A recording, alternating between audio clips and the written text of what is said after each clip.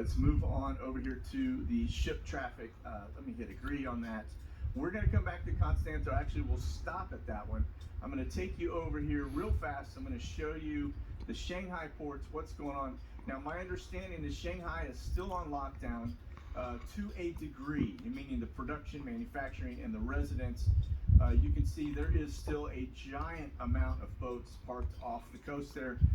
Things are flowing, but my understanding is that the lockdowns are still in play until June 1st. And so at which point they will be coming back online. So that means we're headed probably to a 2-month cycle. Again, for every 1 week, it takes 6 weeks for them to get back to full scale running. And so there you see a lot of boats still parked, very busy, but this right here is kind of the ominous sign. Let's get over and take a look. I will show you. This is the port of Los Angeles and Long Beach. I'm going to take down, let me turn off some of these ships because some of these are showing passenger vessels, and I mean that could be a sailboat from some dude. Nav aids, unspecified ships. I don't really care to see those. Let's just look at the cargo ships and the tankers. Now the red are oil tankers, all right, parked out here, and then the green are cargo. Now if you get in close, you're going to notice they're just being unloaded. They'll send them back out, but we're getting down to the point where there's nothing really coming in. So that place is going to be empty and very quiet. Now this is over in Europe. You can see the steady stream of flow coming through those pinch points right up there through Istanbul, which is another spot. You can see them kind of flowing in, and they're staggering and staging, almost like the Suez Canal in terms of getting in and out of the Black Sea. But this Constanta that we've been talking about right here is basically, that is your watch point. And the reason why we've had the aircraft flying over the area, as you can see, these are cargo vessels parked out there, a couple oil tankers.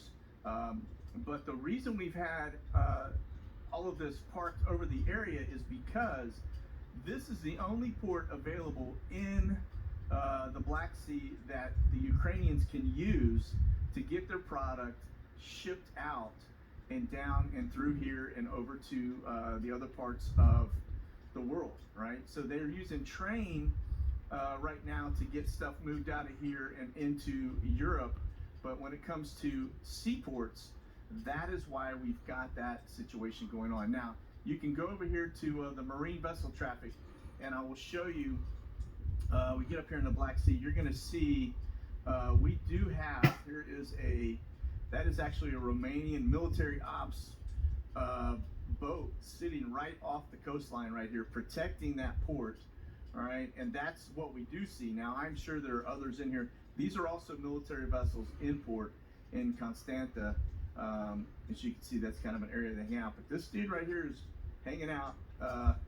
And of course, we've got the Q4 drone flying right across here, right? Running in and out, running a little bit of, I guess, running the trap, so to speak. You've got the air refuelers up here. You've got fighters up here. You've got NATO AWACS up here.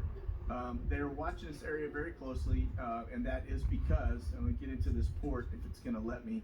Actually, I'm not going to waste my time with Google Earth this morning because it is not wanting to do that. But this is the reason right here. Romanian port races against the clock to move Ukrainian grain to global markets. Again, it's the only pinch point.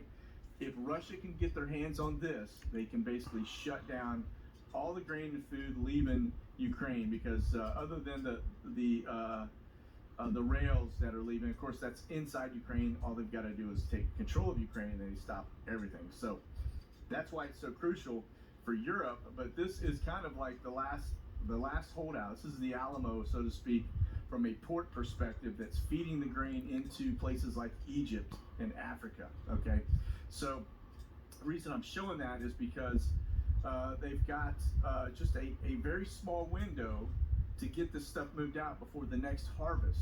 Now, we've heard that the harvest and the things going on are all compromised within the Ukraine. I don't know, according to this article, that doesn't look like that's really the case. It looks like they've got a 3-month window. They've got to get everything currently that has already been harvested out, and then in preparation for this next batch that's coming out about 3 months from now, which is going to be really interesting, because that is about the time, you know, you probably are going to see a lot of food shortages, as they've been talking about, right? The 6-month window. So stuff's being harvested in 3 months.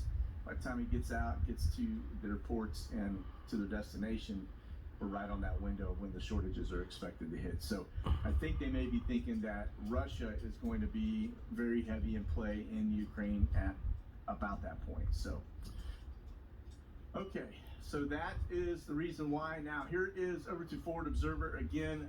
This is a beautiful source for intel. It says no Russian gas through Poland or Slovakia. They're basically saying that there are no bookings for June because these folks are refusing to pay for everything in rubles. Right. And My hands are tired. That is a grim outlook for folks that are in that region. That means just go to they're not gonna be getting any monkey fuel or gas or pipeline. workus.com. Very interesting dynamic because that's going to put a squeeze on a lot of things. And then also notice, I just want to point this out, that Whenever you have eyes in the sky, blocked the NATO expansion. The reason for that is because Turkey, you can see the whole. Russia, they have an alliance and an agreement. Those guys are all working closely together. You can see the whole part of Ezekiel 38 chessboard and so that and what moves people are going to take next. So I highly recommend this website. And it looks like Turkey is starting to kind of show their colors. Is it monkeyworksus.com? Because I know he sells merchandise. I don't know if that's the workshop, merchandise shop, or anyways. Just look for monkey works WERX US.com and make sure you watch his daily SitReps, not daily, but like 3 times a week SitReps. SitRep stands for situational reports. And that's it. Now here's another little piece of news as we get into kind of troop movements and things of that nature. I just want to show you that the 100% of the Russian Black Sea Fleet submarines are now engaged.